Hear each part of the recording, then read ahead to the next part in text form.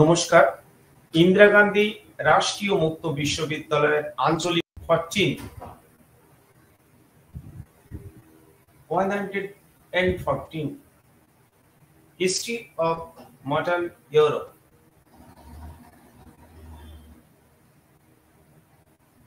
(1789 to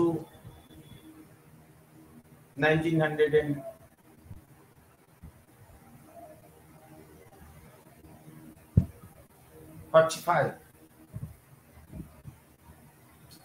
এই আলোচনায় unit number 3 Counter Revolution 1 Fascism to Conservative Dictatorship, Unit number 4 Counter Revolution 2 National Socialism in Germany. Indira Gandhi রাষ্ট্রীয় মুক্ত বিশ্ববিদ্যালয়ের পক্ষ থেকে সমস্ত পাঠক সমাজকে স্বাগত জানাই। আজকের তারপরে ফ্যাসিবাদ কি, ফ্যাসিবাদের বিশেষ বৈশিষ্ট্যগুলো, ইটালিতে ফ্যাসিবাদী রাষ্ট্র গঠন প্রক্রিয়া, ইউরোপের অন্যত্র ডানপন্থী একনায়কত্ব গঠন এবং বিশ্বযুদ্ধ পরবর্তী পর্বে জার্মান রাজনীতি এবং নাৎসিবাদ ও হিটলারের উত্থান এবং হিটলার জার্মানিতে কিভাবে তার কর্মপ্রক্রিয়া তুলে ধরলেন সেই বিষয়গুলির উপর আমি প্রথমেই বলতে চাই, ইন্দিরা গান্ধী রাষ্ট্রীয় মুক্ত বিশ্ববিদ্যালয় হিস্ট্রি অব মডার্ন ইউরোপ, আধুনিক ইউরোপের ইতিহাসের এই দুই পাঠ একক এর মধ্য দিয়ে মূলত সমাজতন্ত্র গণতান্ত্রিক এই প্রবণতার বাইরে বিকল্প যে একনায়কতান্ত্রিক শাসন ব্যবস্থা, বিশেষ করে ফ্যাসিবাদ এই রাষ্ট্র ব্যবস্থা যা ইটালিতে প্রতিষ্ঠিত হয়েছিল, সেই সম্পর্কে যেমন পাঠক সমাজকে অবগত করতে চায়, তার পাশাপাশি ইউরোপের অন্যত্র একই ধরনের প্রবণতা বা ডানপন্থী আন্দোলনের বিস্তার বা বিকাশ, এর পাশাপাশি প্রথম বিশ্বযুদ্ধ পরবর্তী জার্মান রাজনীতির যে বিভিন্ন দিক এবং নাৎসিবাদী প্রবণতা, হিটলারের উত্থান এবং হিটলারের কর্মপ্রক্রিয়া যা জার্মানিতে গণতান্ত্রিক চিন্তা চেতনার যে ধোঁয়া উঠেছিল প্রথম বিশ্বযুদ্ধ পরবর্তী পর্বে, তা মুছে ফেলে এবং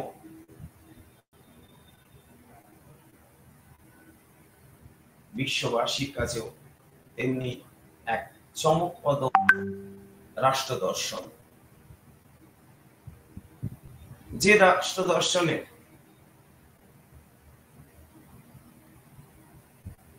আগ্রাসী মনোভাবের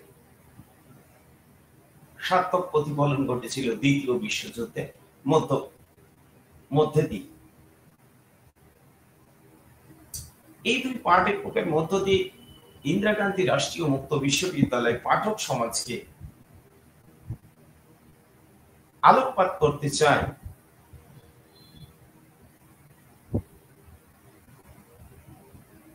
এই ধরনের যে বাস্তবিক ইতিহাস,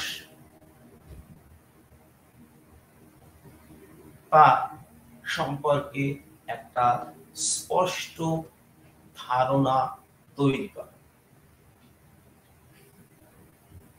আমি প্রথমে বলতে চাই ফ্যাসিবাদ কি।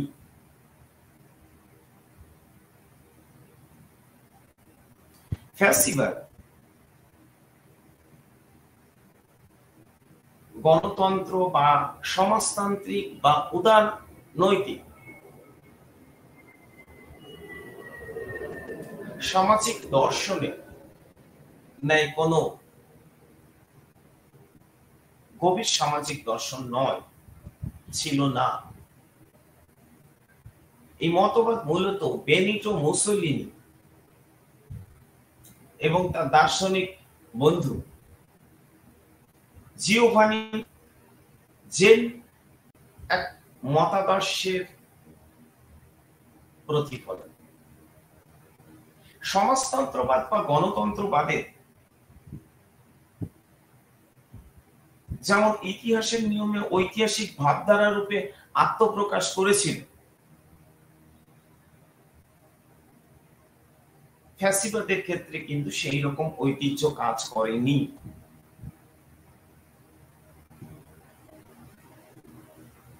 ফ্যাসিবাদ ছিল আসলে ইটালির সামাজিক অবক্ষয়ের যুগে। সামাজিক অবক্ষয় আমি এই কারণে বলছি যে প্রথম বিশ্বযুদ্ধ পরবর্তী পর্বে যদি আপনারা ফ্যাসিবাদের উত্থানের কারণ চর্চা করেন তাহলে দেখবেন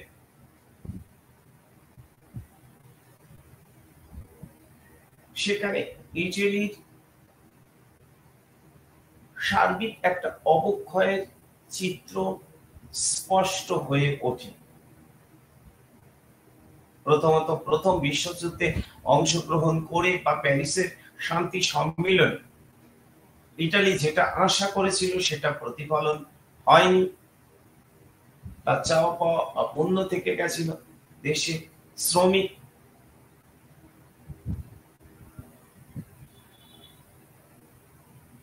সেনাদল তারা বেকার হয়ে পড়েছিল, শিল্পে মন্দা তৈরি হয়েছিল, অর্থনৈতিক অবক্ষয়ের ছায়া স্পষ্ট হয়ে উঠেছিল। সব মিলিয়ে একটা এমন পরিস্থিতি তৈরি হয়েছিল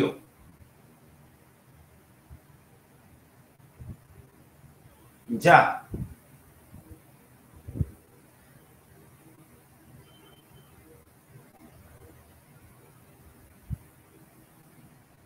ফ্যাসিবাদকে মতো একটা একনায়কতান্ত্রিক স্বৈরাচার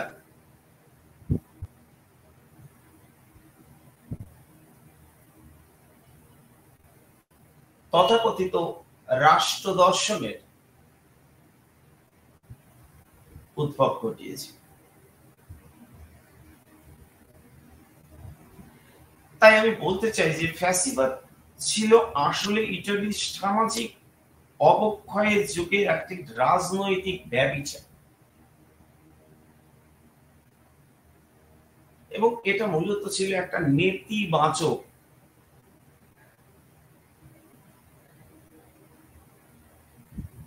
চিন্তাধারা। মানুষ যাকে সত্য এবং ধ্রুব বলে জ্ঞান করত, অন্তত ইটালির মানুষ বা সারা বিশ্বের মানুষ, তাকে নস্যাৎ করে দিয়েছিল এই মতাদর্শ। প্রথম বিশ্বযুদ্ধের পরে ইটালীয়দের চিন্তা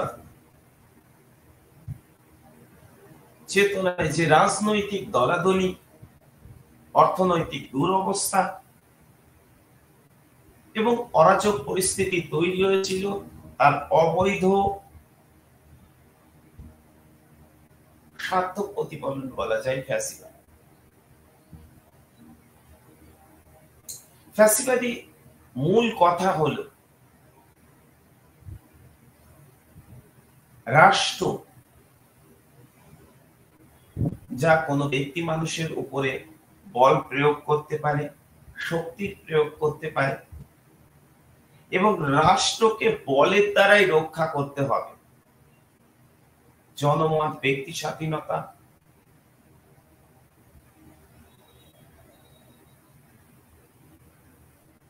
এবং গণতান্ত্রিক প্রবণতাকে ফ্যাসিবাদী রাষ্ট্রনায়ক বেনিটো মুসোলিনি একেবারে দমিত করার চেষ্টা করেন।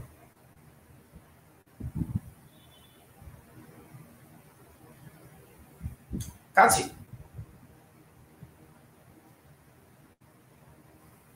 মুসোলিনি মতো ফ্যাসিবাদী শাসকরা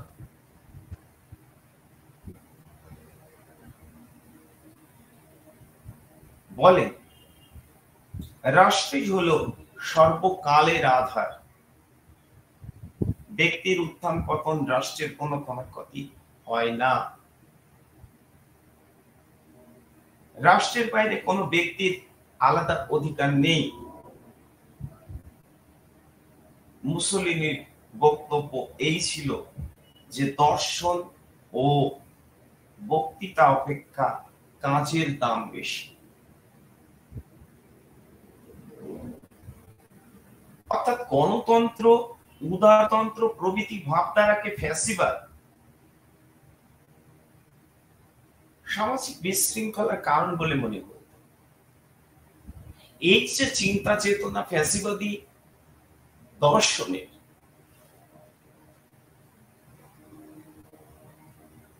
মূলে কাজ করেছিল। অর্থাৎ রাষ্ট্রীয় কর্তৃত্ববাদ,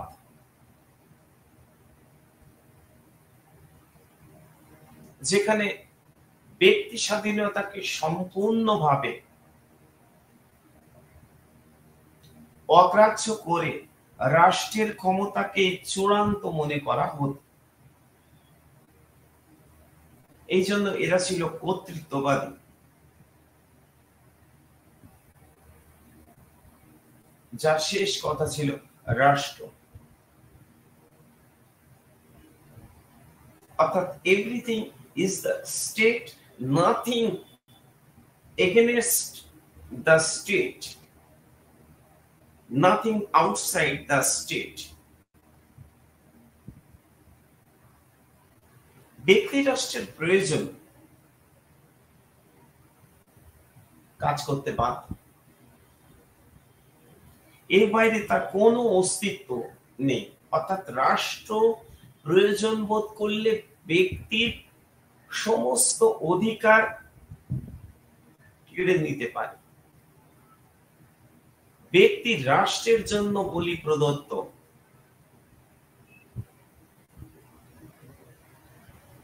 এই জাতীয় মতাদর্শ বা মতাদর্শে সার্থক প্রতিফলন ঘটেছিল।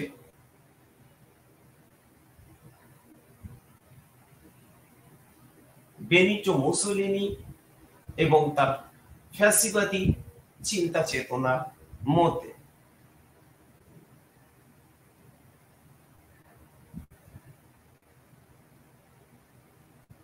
এবং তিনি মনে করতেন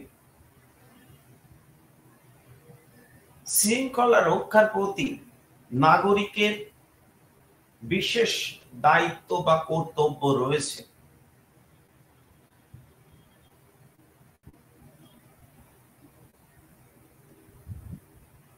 এবং শৃঙ্খলা ভঙ্গের অর্থই ছিল রাষ্ট্রদ্রোহিতা। সুতরাং রাষ্ট্রের ন্যায় অন্যায়ের বিরুদ্ধে ফ্যাসিবাদে নাগরিকের অধিকার ছিল না। সংবাদপত্রের স্বাধীনতা, মত প্রকাশের স্বাধীনতা ফ্যাসিবাদ স্বীকার করত না। ফ্যাসিবাদের মূল মন্ত্র ছিল শক্তি, সাহস, আত্ম উৎসর্গ, শৃঙ্খলা এবং জয়। এই নতুন মূল্যবোধে ফ্যাসিবাদ নাগরিকদের দীক্ষা দেয়। তাছাড়া ফ্যাসিবাদ বিশ্বাস করত যে ডুসে বা মুসোলিনি ছিলেন মহামানব, ফ্যাসিবাদে এই জন্য ব্যক্তি পূজার প্রকাশ পায়।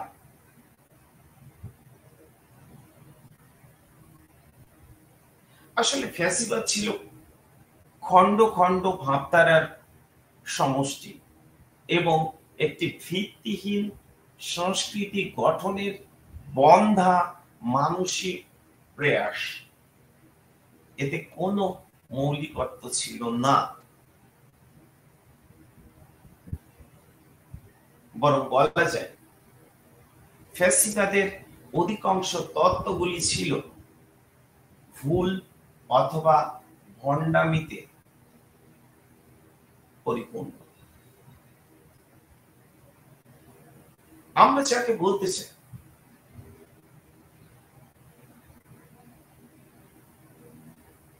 ফ্যাসিবাদ হলো এমন এক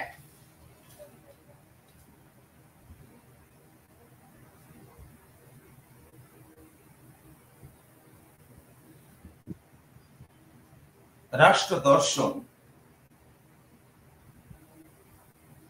যা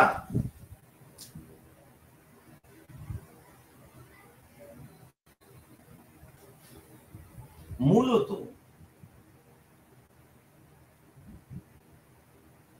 ইটালিতে গড়ে উঠেছিল প্রথম বিশ্বযুদ্ধ পরবর্তী পর্বে।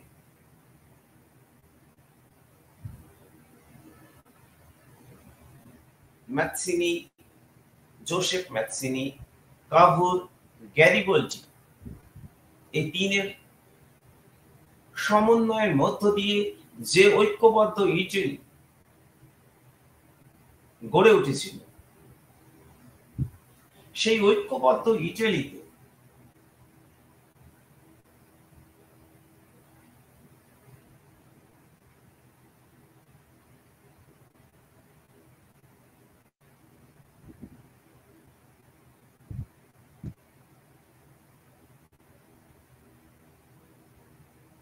ঐক্যবদ্ধ ইটালি একটা আধা উদারনৈতিক গণতন্ত্র প্রতিষ্ঠিত হয়েছিল, যেখানে বিশেষ করে ক্যাবুরের মতো শাসক, অর্থাৎ একটা আধা উদারনৈতিক গণতান্ত্রিক শাসন ব্যবস্থা ইটালিতে কায়েম হয়েছিল এবং সেই শাসকরাই কিন্তু প্রথম বিশ্বযুদ্ধের শুরুর দিকে জার্মানির পক্ষ অবলম্বন করে যুদ্ধে অংশগ্রহণ করে। পরবর্তী পর্বে একটা সময় এসে জার্মানির বিপক্ষ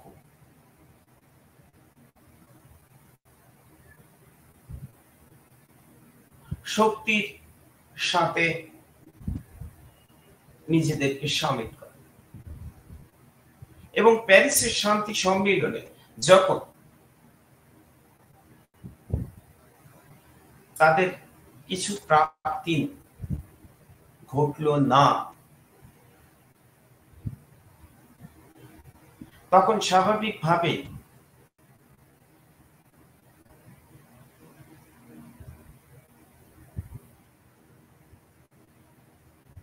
এটা তৈরি হলো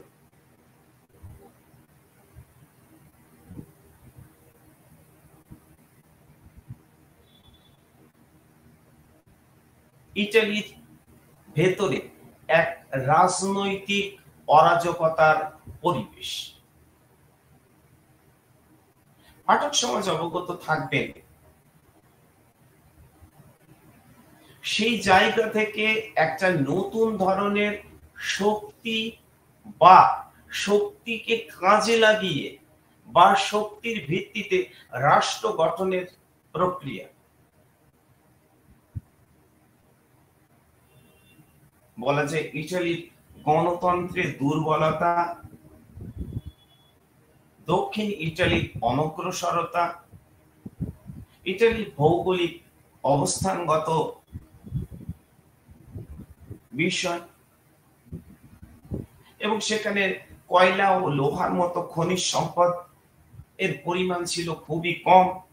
ফলে শিল্প গঠন করতে হলে বিদেশ থেকে কয়লা এবং লোহার মতো খনিজ সম্পদকে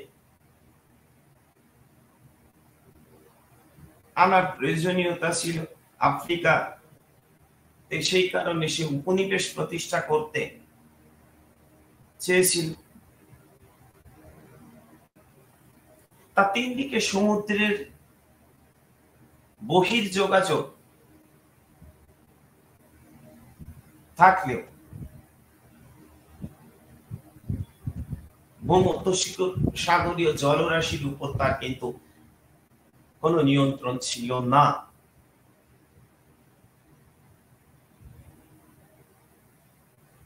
জিব্রাল্টার মুখ, সুয়েজ মুখ এবং দাদার আলিস মুখ, এই তিনটি মুখই ছিল ব্রিটিশ শক্তির নিয়ন্ত্রণাধীন।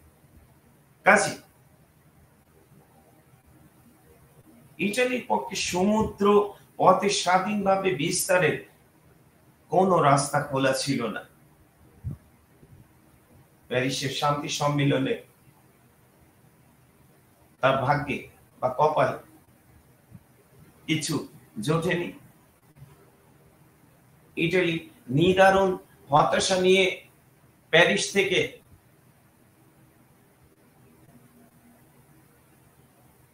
ফেরত আসতে ভিটেরিও অরল্যান্ডো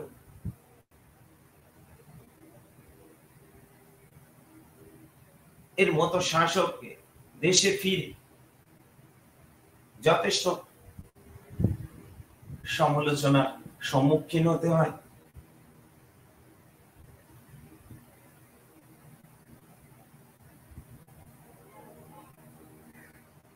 এদিকে উগ্র জাতীয়তাবাদী গোষ্ঠীর তখন থেকে ইটালিতে উদ্ভব ঘটে।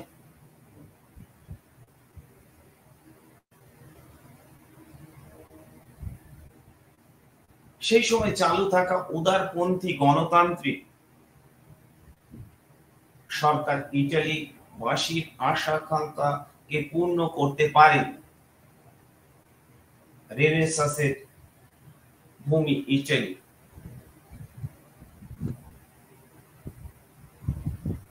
যে ইটালি একসময় ইউরোপকে পথ দেখিয়েছিল, সেই ইটালি কোথায় যেন হারিয়ে যায়।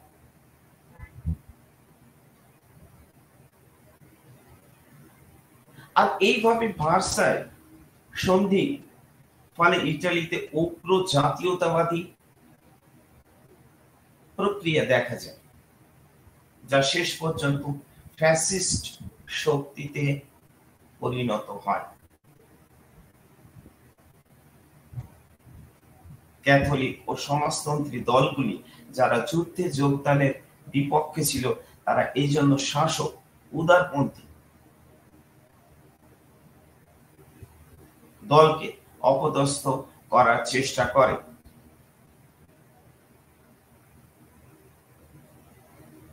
যা ইটালি গণতন্ত্রকে আরো দুর্বল ভাবে তুলে ধরে। দোটানার মধ্যে পড়ে জনসাধারণ ইটালির ভবিষ্যৎ সম্পর্কে হতাশাগ্রস্ত হয়ে পড়ে।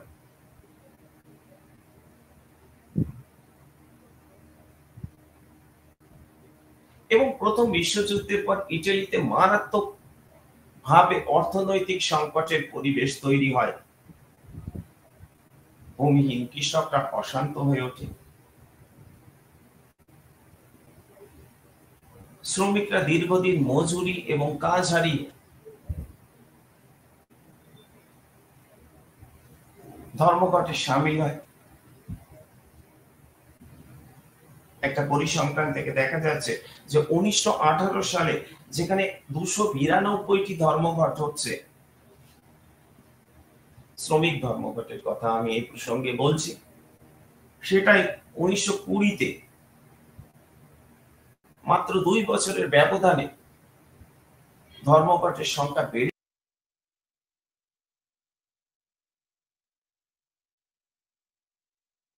সমাজ বিরোধী উৎপাত বৃদ্ধি পাচ্ছে। মাফিয়াদের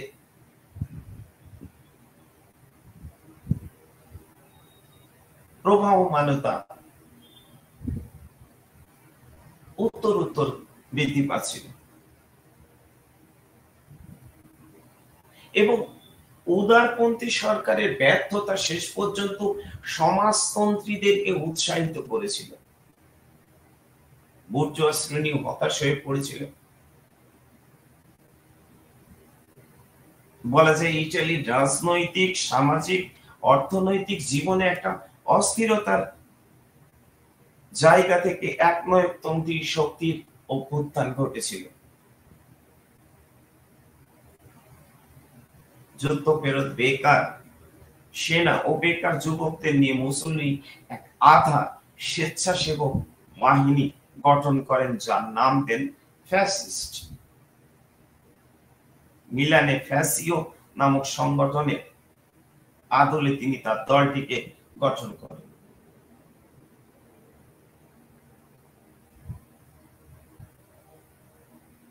এই ফ্যাসিস্ট শব্দটি মূলত ল্যাটিন ফ্যাসিস,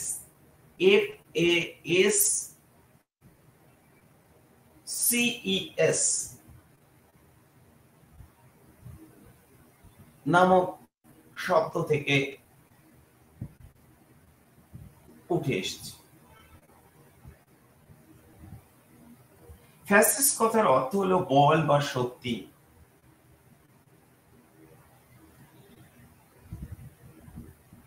মুসোলিনি তার দলের ফ্যাসিস্ট নাম দিয়ে একথা বোঝাতে চান এই দল শক্তির দ্বারা রাষ্ট্র চালাবে।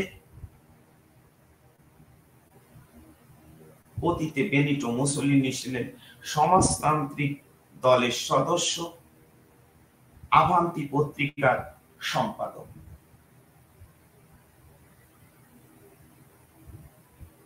যিনি 1883-তে জন্মগ্রহণ করেন এবং স্কুল শিক্ষকের উগ্র জাতীয়তাবাদী মানুষদের, মনোভাবাপন্ন মানুষদের একত্রিত করার একটা উদ্যোগ গ্রহণ করে এবং 1919 সালে ফ্যাসিস্ট দল গঠিত হলে তিনি এই দলে যোগ দেন। প্রথম দিকে এই দলের কোন সুনির্দিষ্ট কর্মসূচি না থাকলেও মুসোলিনি যোগদান করার পরে বেকার যুবক, যুদ্ধ ফেরত সেনাদের এই দলের প্রতি একটা বিশেষ আগ্রহ তৈরি হয়। দক্ষিণপন্থী, প্রতিক্রিয়াশীল, বামপন্থী ধ্বংসাত্মক শক্তির হাত থেকে ইটালিকে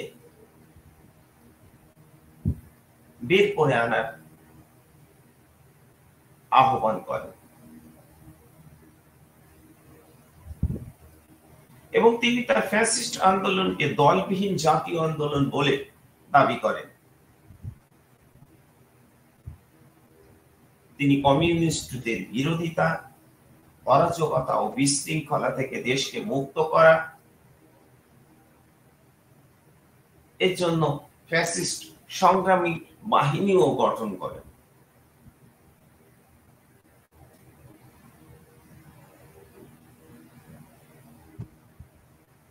যে স্বেচ্ছাসেবক বাহিনী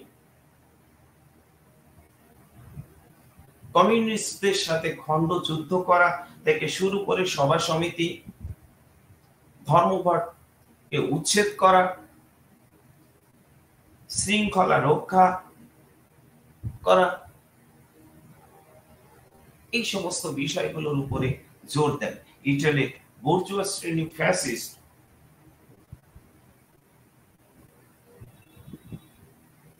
বা হারিয়ে যাওয়া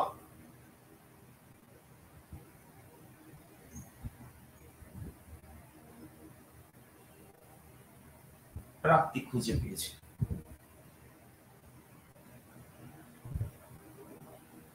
ফলে বুর্জোয়াদের সমর্থন অর্জন করেছিল এই ফ্যাসিবাদী চিন্তা চেতনা। 1921 নির্বাচনে ফ্যাসিস্ট দল ভোটারদের ভীতি প্রদর্শন করে ও অন্যান্য উপায়ে, যদিও আইনসভার 31টি আসনে কোন তথ্য প্রমাণ এটাও বলে যে 35টি আসনে জয়লাভ করে এবং ব্যালটের মাধ্যমে যখন ক্ষমতা দখল সম্ভব নয় তখন মুসোলিনি কার্যত ক্ষমতা প্রয়োগের দ্বারা বা শক্তির দ্বারা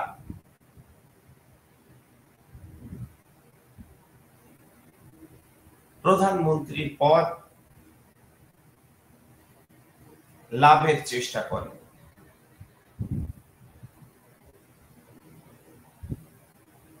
মুসোলিনি বলেন যে ইতিহাসের সন্ধিক্ষণে বল প্রয়োগ দ্বারা ইতিহাসের গতি নির্ধারিত হতে দেখা যায়। ইটালিতেও সেই সময় এসে গেছে।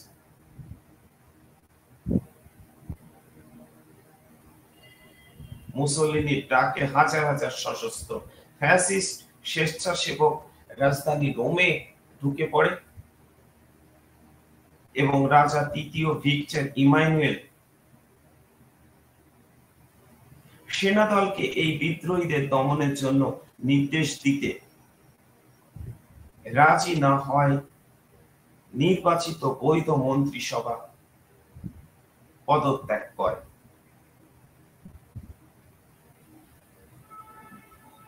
ভিক্টর ইমানুয়েল মুসোলিনিকে প্রধানমন্ত্রী নিযুক্ত করেন, যদিও তার পক্ষে তখন আইনসভার মাত্র 31 জন সদস্যই ছিল।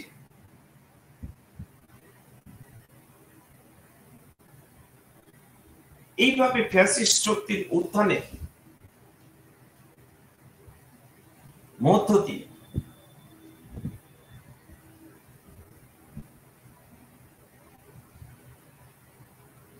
ইটালিতে মুসোলিনি এমন এক শাসন ব্যবস্থা কায়েম করেন যা যথেষ্ট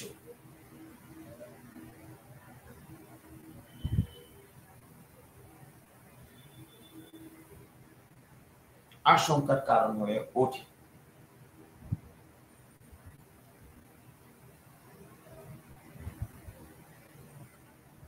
মুসোলিনি ছিলেন প্রচন্ড সুযোগ সন্ধানী। বাস্তব পরিস্থিতি বিশ্লেষণ করে তিনি সরকারি নীতি ও আদর্শ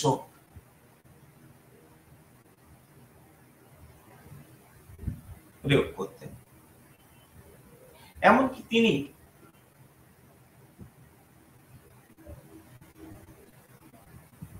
অতিরঞ্জন এবং মিথ্যা ভাষণ দিতেও দ্বিধাবোধ করতেন না,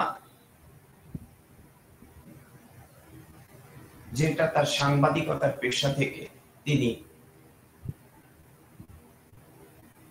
রপ্ত করেছিলেন। যদিও একজন সাংবাদিকের এটা কাজ হওয়া উচিত নয়। বেনিটো মুসোলিনি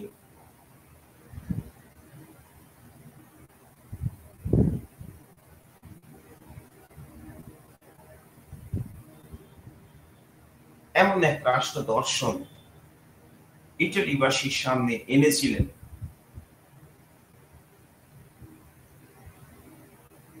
যে তিনি হয়ে উঠেছিলেন সর্বে সর্বা। তাকে বলা হতো ডুচি।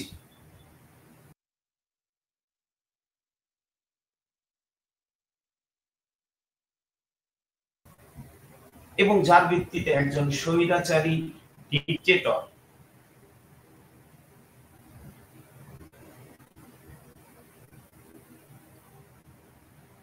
হিসেবে তাকে গণ্য করা যায়।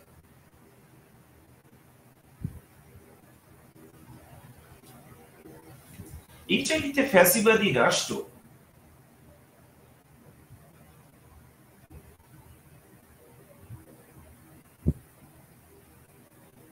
গঠন এর দিকে যদি আমরা তাকাই তাহলে দেখতে পাব মুসোলিনি সমস্ত অধিকার নিজের অধীনে রেখে বাছাই করা ফ্যাসিস্ট নেতাদের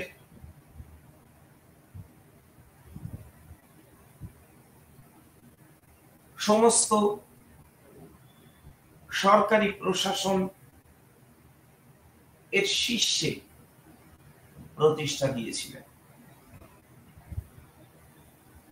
অনেকটা সোভিয়েত সমাজতান্ত্রিক গঠন ধাঁচে বা কমিউনিস্ট পার্টির গঠনের আদলে গ্রাম স্তর থেকে সর্বোচ্চ স্তর পর্যন্ত ফ্যাসিস্ট দলকে স্থাপন করেন।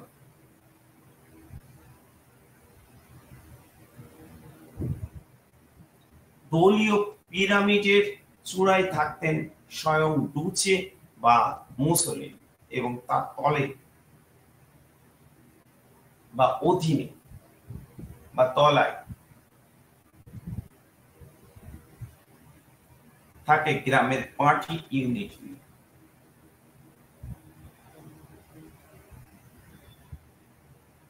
সরকারি প্রশাসন, সেনা দল এবং পুলিশের সর্বোচ্চ পদগুলিতে বাছাই করা দক্ষ ফ্যাসিস্ট নেতাদের তিনি বসেন। সরকারি পদগুলি থেকে ফ্যাসিবাদ বিরোধী কর্মচারীদেরকে বিতাড়িত করা হয়। পৌরসভা অন্যান্য স্বায়ত্তশাসনমূলক প্রতিষ্ঠানগুলি থেকে জনপ্রতিনিধিদেরকে সরিয়ে দেওয়া হয়।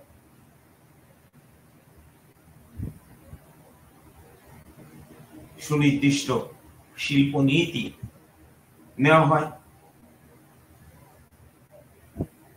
বিভিন্ন কর্পোরেশন, সিন্ডিকেটের প্রতিনিধিদের নিয়ে একটা চেম্বারও তিনি গঠিত করেন। এই চেম্বার অর্থনীতি, শিল্প, মজুরি নীতি নির্ধারণ করার দায়িত্ব পায়। এই নীতিগুলি বাধ্যতামূলকভাবে প্রযুক্ত হয়।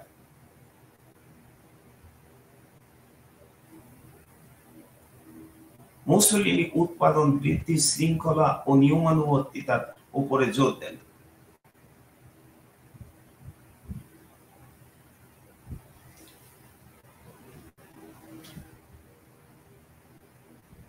এবং তিনি তার রাষ্ট্রীয় শৃঙ্খলা পাশাপাশি অর্থনৈতিক পুনরুদ্ধারের জন্য তিনি গম চাষের উপরে জোর দেন।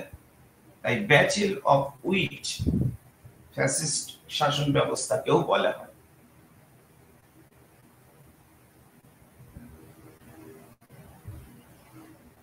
শিক্ষানীতির ক্ষেত্রেও ফ্যাসিস্ট সরকার প্রাথমিক শিক্ষা বিস্তার ঘটায় এবং বহু পরিমাণে নিরক্ষরতা দূর করে। বালক বালিকাদের ফ্যাসিস্ট ভাবধারার শিক্ষায় বা দীক্ষায় দীক্ষিত করার একটা চেষ্টা করা। ফ্যাসিস্ট নীতির সমালোচনা তাই মানুষদেরকে সরিয়ে দেওয়া হয়। সর্বাত্মক একনায়কতন্ত্র স্থাপন করা হয়। নাগরিকদের ব্যক্তি স্বাধীনতা, মত প্রকাশের স্বাধীনতা, সংবাদপত্রের স্বাধীনতা এ ধ্বংস করা হয়। এমনকি জনসংখ্যা হ্রাস বা জন্ম নিয়ন্ত্রণ এর মতো বিষয়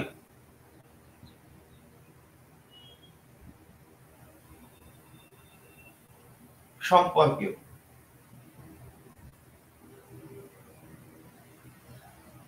তিনি সম্পূর্ণ উদাসীন ছিলেন, বরং অধিক জনসংখ্যা বৃদ্ধির উপর জোর দিয়েছিলেন। তিনি বলেন যে সংখ্যা না বাড়লে মান বাড়তে পারে না।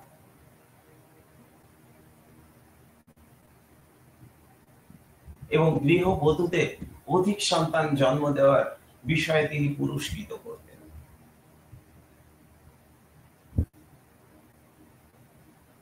যাই হোক, দ্বিতীয় বিশ্বযুদ্ধের মধ্যে ইটালি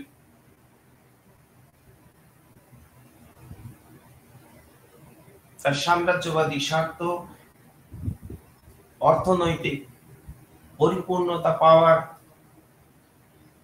লোভ লালসাকে প্রাধান্য দিয়ে সংযুক্ত করলে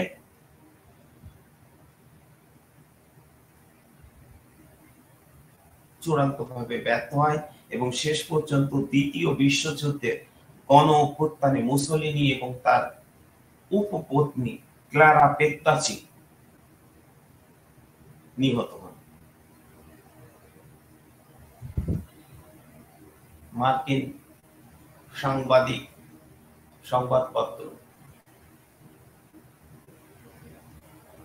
পাওয়া তথ্য থেকে জানা যায় যে গাছের ডালে ঝুলিয়ে জনতা তাদের মৃত্যুদণ্ড দেয় এবং মার্কিন সেনাদল রোমে যাওয়ার পথে মৃতদেহটিকে নিয়ে রোমে সমাহিত করে। আর এইভাবে ইটালি থেকে ফ্যাসিবাদী রাষ্ট্র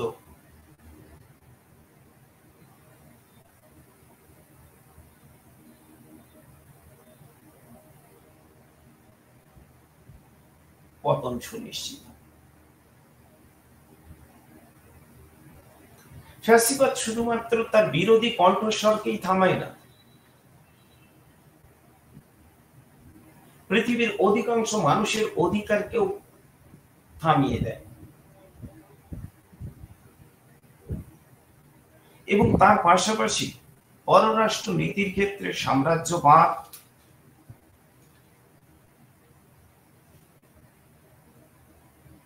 বিদেশি রাষ্ট্রের বিরোধিতা, এমনকি আবিসিনিয়া আক্রমণ আফ্রিকার বা ইথিওপিয়ার মতো আফ্রিকার রাজ্যগুলো আক্রমণকেও মান্যতা দেয়।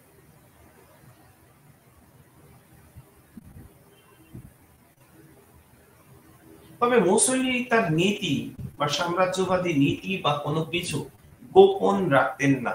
তিনি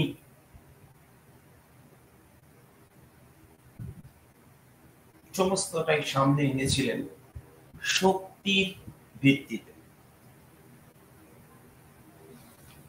এবং শক্তিকে প্রাধান্য দিয়ে তিনি যে একনায়কতান্ত্রিক রাষ্ট্র কাঠামো গঠন করেছিলেন, যা শেষ পর্যন্ত দ্বিতীয় বিশ্বযুদ্ধের মধ্যে ইটালিকে সংযুক্ত করে এবং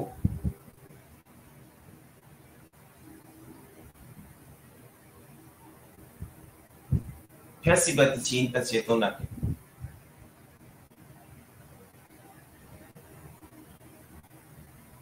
নিশ্চিত করে। এই নিশ্চিত এই অর্থে আমি বলতে চাই ইটালি এবং ফ্যাসিবাদ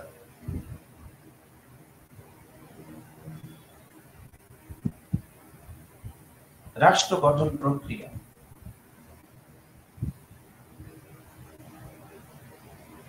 এই দুইয়ের মধ্য দিয়ে ইউরোপে এক অশান্তি বা অশান্ত পরিবেশ তৈরি হয়। যাই হোক, ইউরোপে এই জাতীয় ডানপন্থী একনায়কত্ব গঠনের প্রক্রিয়া স্পেনের ক্ষেত্রে লক্ষ্য করা যায়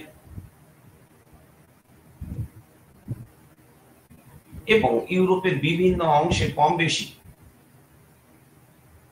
একনায়কতান্ত্রিক রাষ্ট্র গঠন প্রক্রিয়াও আমরা লক্ষ্য করি।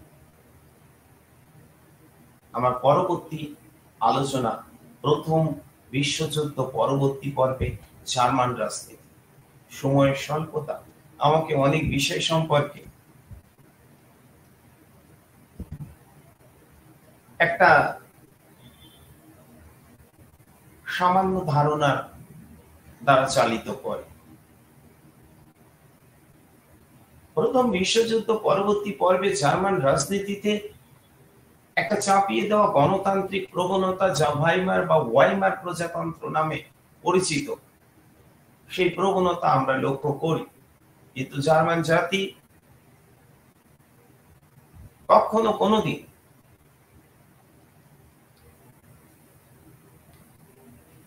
গণতান্ত্রিক শাসন ব্যবস্থার দ্বারা চালিত না হওয়ায় ওয়াইমার প্রজাতন্ত্র মাত্র 1 দশকের মধ্যে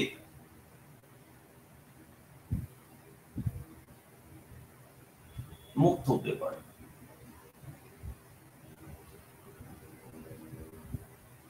এবং জার্মান রাজনীতিতে একটা নতুন ধরনের প্রবণতা, যা ফ্যাসিবাদী রাষ্ট্র দর্শনের ন্যায় উগ্র,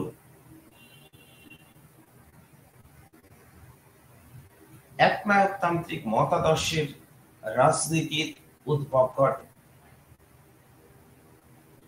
প্রথম বিশ্বযুদ্ধ পরবর্তী পর্বে যে ভার্সাই সন্ধি, সেখানে প্রতি পদে পদে জার্মান রাষ্ট্রকে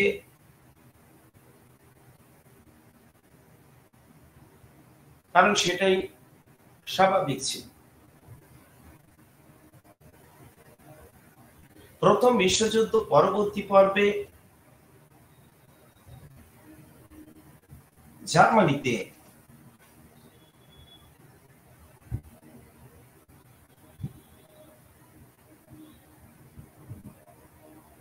যে চাপিয়ে দেওয়া ভাইমার প্রজাতন্ত্র প্রতিষ্ঠিত হয়েছিল, তা কিছুদিনের জন্য, বিশেষ করে স্ট্রাসাম্যান এর সময় পর্যন্ত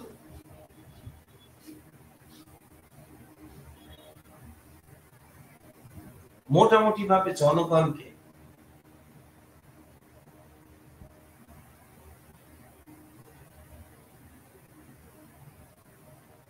থামিয়ে রাখতে সক্ষম হয়েছিল। এই পরিস্থিতিতে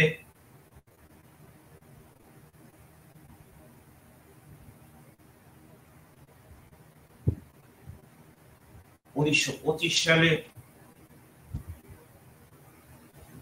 782 পাতার একটা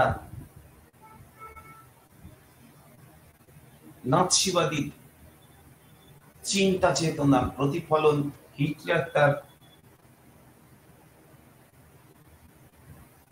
মেইন ক্যাম্পে কারাগার থাকাকালীন পরিস্থিতিতে জনগণের সামনে আনে।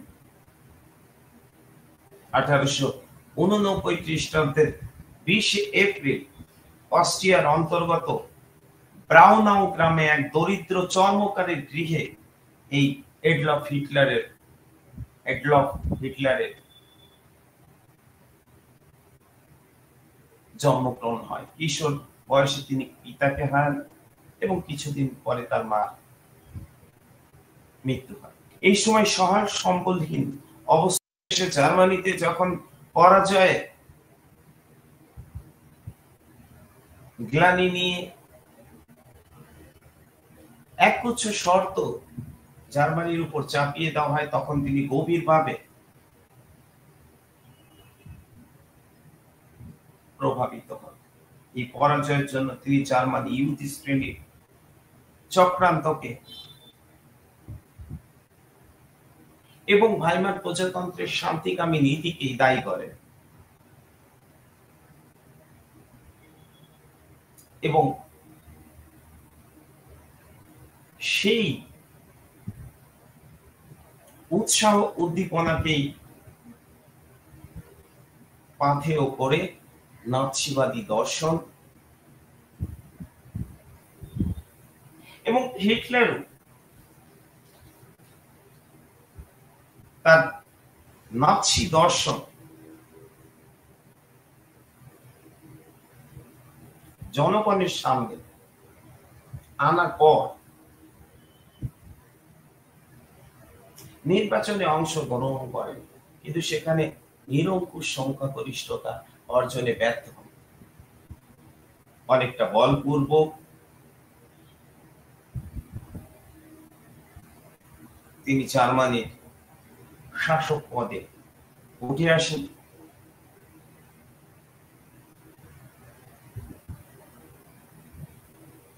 এবং শাসন ক্ষমতায় নিজের কাঁধে তুলে নেন এবং তিনি হয়ে ওঠেন ফুয়েরার, সর্বেসর্বা একনায়কতান্ত্রিক শাসক। ইতিমধ্যে 1929-এ অর্থনৈতিক মহামন্দা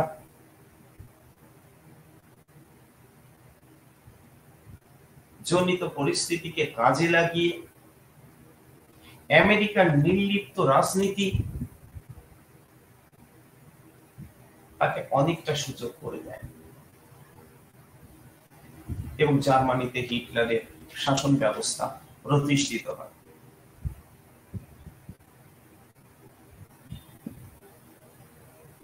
এবং নাৎসি নেতা এডলফ হিটলার ক্ষমতা লাভ করার পর থেকে বিরোধী দলগুলিকে ধ্বংস করে নাৎসি দলের একচ্ছত্র শাসন কায়েম করেন।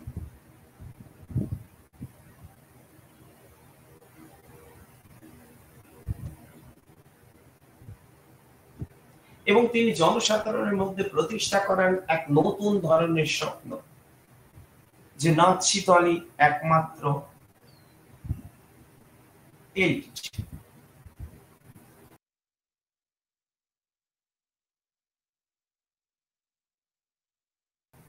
অভিজাত এবং আলোকপ্রান্ত জার্মানির উন্নতি একমাত্র এই দলের দ্বারাই সম্ভব। নাৎসি দলকে সর্বাত্মক করা। জার্মানির ব্যক্তি ও পারিবারিক জীবনও এই দলের হাত থেকে নিষ্কৃতি পায়নি। সাধারণ মধ্যবিত্ত লোকেদের বাসস্থান বা মাটির বাড়িগুলির উপরে একদল জন করে দলীয় ওয়ার্ডেন নিযুক্ত করা হয়। বিদ্যালয়, অফিস, কারখানা, গ্রাম সমস্ত একটা নাৎসি সংগঠনের নিয়ন্ত্রণে আনা। বিরোধী দলগুলোকে শ্রমিক বিরোধকে আওতায় আনা হয় এবং শিক্ষা সংস্কৃতিতেও নাৎসিবাদের নীতি আনা হয়। অজার্মান এবং ইহুদি শিক্ষকদের শিক্ষা প্রতিষ্ঠান থেকে বিতাড়িত করা হয়। জাতি বৈরিতা, ইহুদি বিদ্বেষ,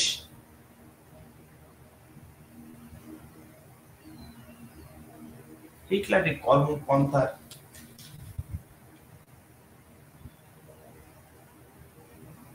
মধ্যে পড়ে। অর্থনৈতিক সংস্কার ও কর্মসংস্থানের উপর জোর দেন। হিটলারের অভ্যন্তরীণ নীতি পরিপক্কতা এমন একটা স্তরে এসে পৌঁছায়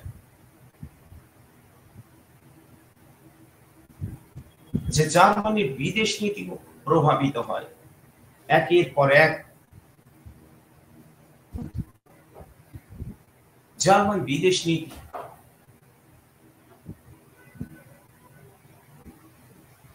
এই শিক্ষা উপস্থাপন করে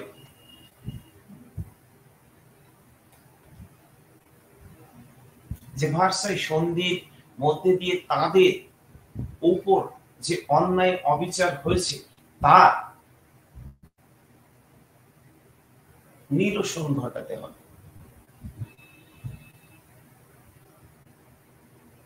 হিটলার এইভাবে ভার্সাইয়ের সমস্ত শর্তগুলোকে অস্বীকার করেন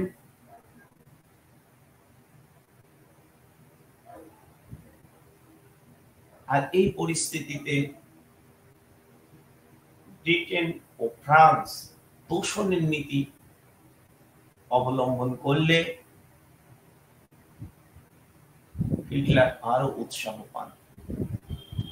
শুধু অভ্যন্তরীণ ক্ষেত্রে নয়,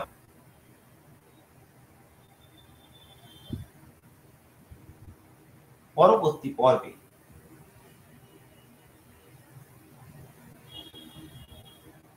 হিটলারের এই কর্মপ্রক্রিয়া আরো সক্রিয় উগ্র জাতীয়তাবাদ জন্ম দেয় এবং জার্মানি পুনরায় আগ্রাসী মনোভাবের পরিচয় দিয়ে দ্বিতীয় বিশ্বযুদ্ধের মধ্যে নিজেকে সামিল করে।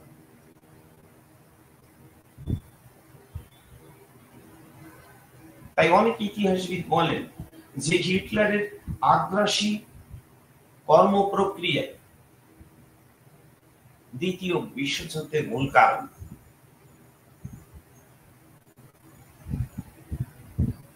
এটা একটা অতি সরলীকরণ বক্তব্য। আসলে নাৎসিবাদ, ফ্যাসিবাদ, একনায়কতান্ত্রিক স্বৈর শাসনের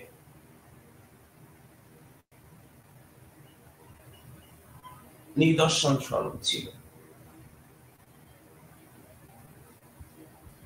এবং তার ভিত্তিতে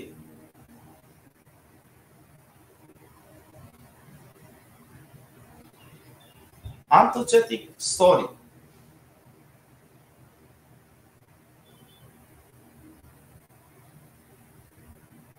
হিটলারের মতো ব্যক্তিত্বরা আরো প্রভাব তৈরি করতে চেয়েছিল এবং জার্মানির সমস্ত ধরনের প্রতিবন্ধকতাকে ছিন্ন করে ইউরোপীয় রাজনীতির প্রেক্ষাপটে পুনরায় উঠে দাঁড়ানোর চেষ্টা করেছিল এবং তারই সার্থক প্রতিফলন হয়েছিল দ্বিতীয় বিশ্বযুদ্ধের মধ্যে। যদিও এই যুদ্ধে শেষ পর্যন্ত জার্মানি পরাস্ত হয় এবং জার্মানির ভবিষ্যৎ অন্ধকারে রেখেছিলেন, ইহুদি বিদ্বেষ গড়ে তুলেছিলেন